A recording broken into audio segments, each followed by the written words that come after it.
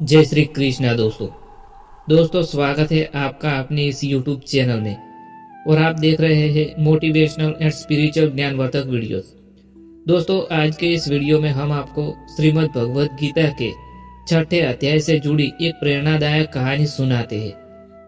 दोस्तों इस कहानी को अच्छे से सुनना और समझना, ताकि इस कहानी को सुनने के बाद आपके मन को शांति और दिल को सुकून मिलेगा और आपको अपने जीवन की सारी समस्याओं का समाधान भी मिलेगा। और दोस्तों आपको यह वीडियो पसंद आए तो हमारा आग्रह है कि वीडियो को लाइक करें, शेयर करें और चैनल को सब्सक्राइब करना ना भूलें, ताकि आपको इस चैनल पर श्रीमद् भगवद गीता के 18 अध्याय और 700 श्लोक का संपूर्ण ज्ञान मिलने वाला है।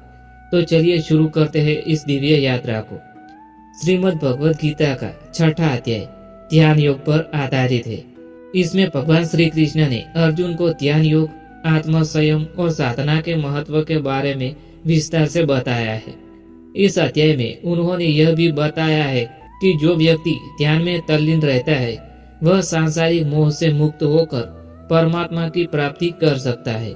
इस शिक्षाप्रद अध्याय को एक प्रेरणादायक कहानी के माध्यम से समझते हैं। दोस्तों यह कहानी है एक योगी, साधक और राजकुमार की। प्राचीन काल की बात है।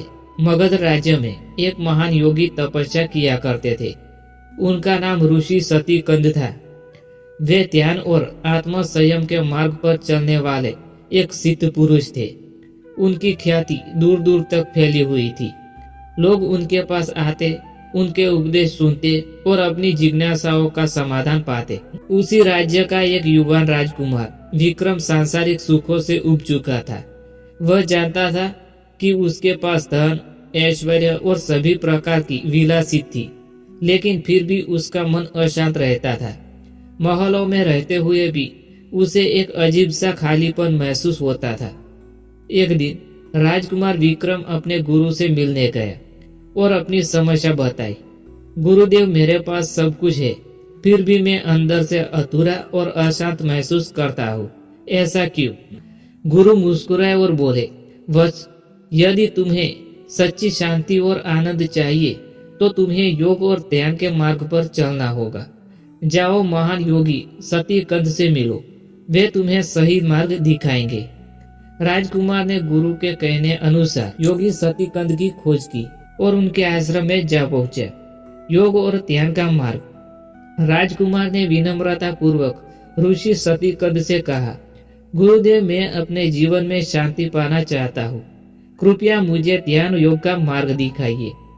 ऋषि सतीकंद ने उसे ध्यान से देखा और बोले, वत्स, ध्यान और योग का मार्ग कठिन है।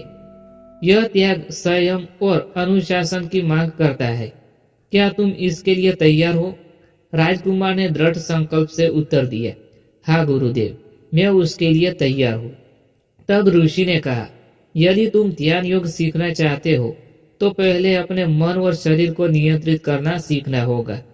ध्यान का अर्थ केवल आंखें बंद करना नहीं होता है, बल्कि अपने चित्त को पूर्णतः स्थिर करना है। पहले यह सीखो कि मन को कैसे काबू किया जाए। इसके बाद ऋषि सतीकंद ने उसे कुछ महत्वपूर्ण शिक्षाएं दी। पहली शिक्षा है, मन का नियंत्रण ही सबसे बड़ा योग है।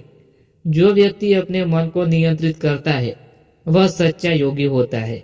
साधना के लिए उचित स्थान और आचरण आवश्यक है। ध्यान के लिए शुद्ध वातावरण और उचित आचरण अनिवार्य है। अभ्यास और धैर्य का महत्व। ध्यान कोई एक दिन की प्रक्रिया नहीं है, बल्कि निरंतर साधना का परिणाम है। पहली परीक्षा, धैर्य की कसौटी। ऋषि सतीकंद ने राजकुमार को एक कार्य सौंपा। तुम्हें इस जंगल में 1 वर्ष तक रहकर अपने मन को स्थिर करने की साधना करनी होगी। यहाँ किसी भी प्रकार का क्रोध, लोभ या अहंकार नहीं होना चाहिए। राजकुमार ने विनम्रता पूर्वक यह स्वीकार कर लिया। वह जंगल में रहने लगा, साधना करने लगा, लेकिन मन को स्थिर करना आसान नहीं था। कभी उसे विलासिता की याद आती, कभी उसे अपने महल और परिवार की चिंता होती। एक दिन जब वह ध्यान कर रहा था, तभी एक शिकारी आया और बोला, हे राजकुमार, यह ध्यान योग तुम्हारे लिए नहीं है। तुम तो एक योद्धा हो, यह सन्यासियों का मार्ग है, तुम्हारा नहीं। राजकुमार के मन में संशय उत्पन्न हुआ। लेकिन उसने अपने गुरु के वचनों को याद किया और विचलित नहीं हुआ। वह सोचने लगा, त्याग का मार्ग कठिन है, लेकिन यही सच्चा सुख और शांति प्रदान करता है। दूसरी परीक्षा, मन का संयम। कुछ समय बाद एक सुंदर अप्सरा वहां आई और उसने राजकुमार को मोहित करने का प्रयास किया। उसने कहा, हे राजकुमार, तुम इतने सुंदर और वीर हो, तुम्हें जंगल में कष्ट उठाने की क्या आवश्यकता है? चलो और विलासिता का जीवन जियो। राजकुमार का मन डगमगाने लगा। उसने सोचा कि वास्तव में यह कितना कठिन मार्ग है, लेकिन तभी उसे अपने गुरु की शिक्षा याद आई। जो व्यक्ति सांसारिक सुखों में लिप्त रहता है, वह कभी सच्चे आनंद को प्राप्त नहीं कर सकता। राजकुमार ने अपनी आंखें बंद की और ध्यान किया। जब उसने आंखें खोली तो अप्सरा वहां से लुप्त हो गई थी। सफलता और आत्मज्ञान। 1 वर्ष पूरा होने के बाद राजकुमार ऋषि सतीकंद के पास पहुंचा। उसके चेहरे पर अद्भुत शांति और तेज था। ऋषि ने पूछा, वत्स, अब बताओ, तुम्हें क्या अनुभव हुआ? राजकुमार ने उत्तर दिया, गुरुदेव, मैंने सीखा कि मन को नियंत्रित करना ही सच्चा योग है। सांसारिक वस्तुएं केवल क्षणिक सुख देती है, लेकिन ध्यान से मिलने वाली शांति और आनंद स्थायी होती है। अब मैं सच्चे आनंद का अनुभव कर रहा हूँ। ऋषि सतीकंद मुस्कुराए और बोले, वत्स, तुमने सच में ध्यान योग को प्राप्त कर लिया।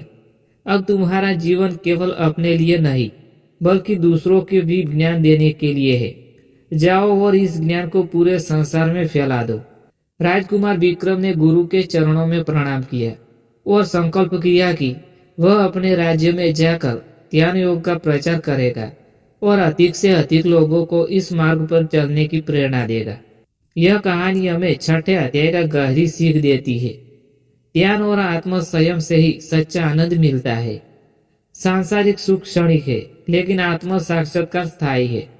मन को नियंत्रित करने वाला व्यक्ति ही सच्चा योगी होता है। धैर्य, अभ्यास और दृढ़ संकल्प से ही सफलता मिलती है।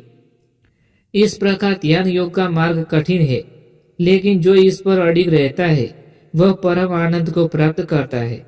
दोस्तों, मैं उम्मीद करता हूँ कि आपको यह ज्ञान पसंद आया होगा। अगर पसंद आया हो तो इस ज्ञान को अपने दोस्तों के साथ शेयर करें, अपने परिवारजनों के साथ शेयर